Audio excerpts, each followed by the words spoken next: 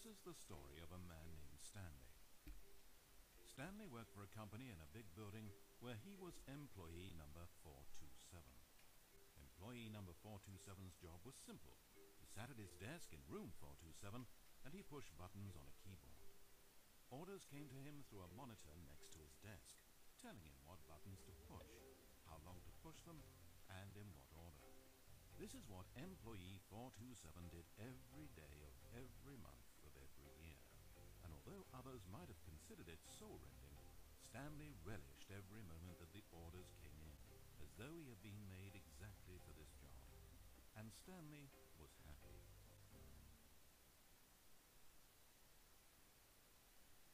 And then one day something very peculiar happened. Something that would forever change Stanley. Something he would never quite forget.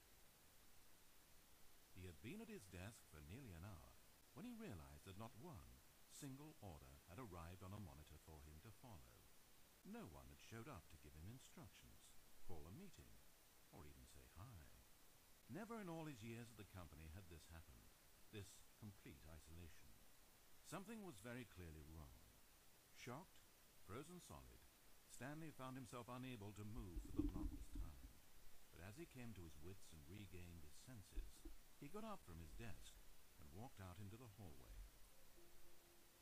Okay.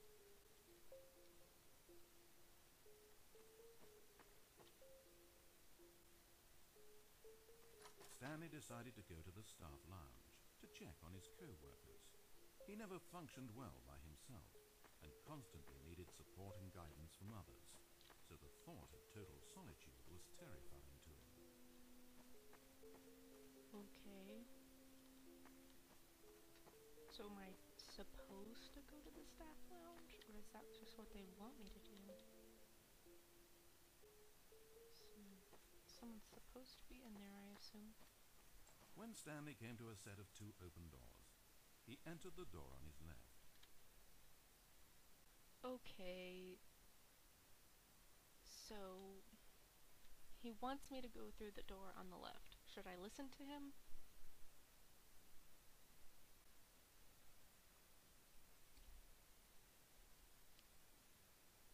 No. Okay, I won't.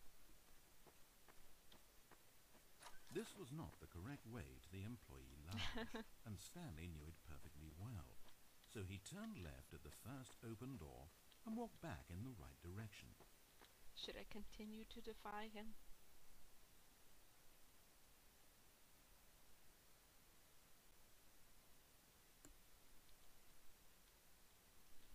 Okay, my friend's saying yes, I should continue to defy him, so it will. Stanley was so bad at following directions, it's incredible he wasn't fired years ago. Maybe this is why everyone had left. No one wanted to be around someone as bad at listening as him. And since he was walking into the middle of nowhere, and thus ruining the entire story, Stanley decided that he would punish himself. So when he came to the elevator and the doors opened, he stepped inside and pushed the button to go up. This is cool. I like this so far. Hopefully it'll continue to get interesting. I'm just gonna not do anything that he says. Oh, Stanley. You know, you really aren't going anywhere, and I don't say that deceitfully. I truthfully mean that there isn't a story down here. The story was back up where I told you to go in the first place. Right now, you're just running around looking at empty halls. And frankly, that's perhaps even more infuriating for me. So why don't you throw me a bone, give me a chance, and just let me tell the story I want to tell, Whoever did the voice from this guy is really cool. Like, he did really well with announcing, and he has a nice voice for it. But that doesn't mean I'm gonna listen to him.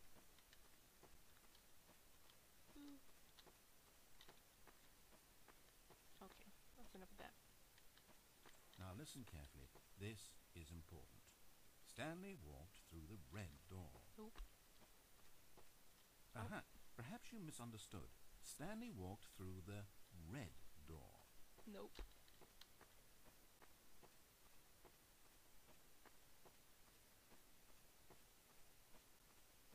I still don't think we're communicating properly. Stanley walked through the red door. Nope. All right, fine. Go ahead, Stanley. You want to know so badly what's out there? You want to find out what lies at the end of this road you've chosen? Well, don't let me stop you. What? The floor is made of cheddar. You see? It's nothing. No one's even built this section of the map because you were never supposed to be here in the first place. It's just a bunch of skybox and dev wall textures. That's it. Is this what you were looking for? Was it worth ruining the story I'd written out for you? A room made of I ice put a and lot cheese? of time into that. And now you... Well, here you are now, just looking at nothing. To think that that's all I needed to make in the first place, just a whole lot of nothing, and you would have been happy. Well, hey, you still need a little something to do. Am I right? Here, let me load up another map. See if there's something in here that'll keep you occupied. Ah, here's one. Let's boot this up. We'll see if you like it. This is interesting so far. I might want to play and just do everything he says. Like, I might want to play a different one. Because this is really interesting so far. Well, Stanley, is this any better? I don't know why it would be. This map wasn't even made for you. At least I created a world specifically with you in mind. I wanted to make you a leading man. This one, well, I'm afraid you're on your own there. This looks awfully familiar.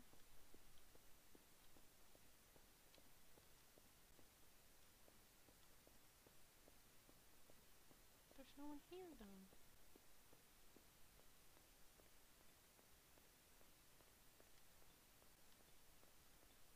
Stanley was fat and ugly and really, really stupid. He probably only got his job because of a family connection. That's how stupid he is. That, or with drug money. Also, Stanley is addicted to drugs and hookers. Oh my gosh. Oh, this is amazing.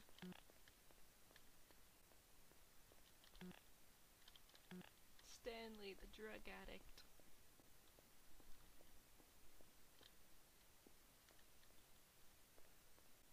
Hold up, Westport. I spent so long talking about you. Why don't we just take a break from that and talk about something else for a change? Let's see. Well, according to Wikipedia, more than 90% of the night sharks caught off northeastern Brazil contain mercury concentrations higher than that considered safe by the local government. Now, this is fascinating. Don't you want to know more about the night sharks? Oh, no, of course not. All you want to hear about is yourself, isn't it? Well, fine. You haven't listened to me once so far. I can't expect you to turn that around now, can I? Actually, I did listen to you once. It was the first thing you told me to do. And then I just stopped.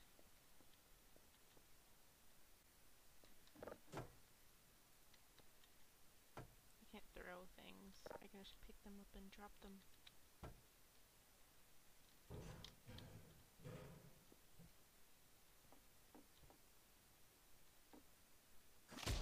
Ouch. Was this the end of the line? I don't suppose this was a particularly fulfilling experience for you, considering not a single art aspect in this map was created with you in mind. But hey, you're a creative kid. I bet you can come up with a story about this place and why you're in it. And while you're doing that, why don't you think up an ending too? Because you certainly won't find one here. I'm afraid that's the long and short of it. This room and these walls are all you get.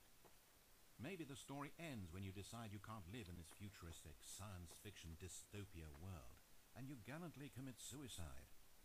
Or maybe you stand in this spot for all of eternity to guide and greet other travelers like yourself who pass this way. Or maybe you just get bored and you quit the game. Heck, anything's an ending if that's where you stop playing. But whatever ending you write for yourself, Stanley, you won't have my help. You turned your back on me, and now I do the same to you. So, good luck. I think you'll need it. And I sincerely hope that everyone lives happily ever after.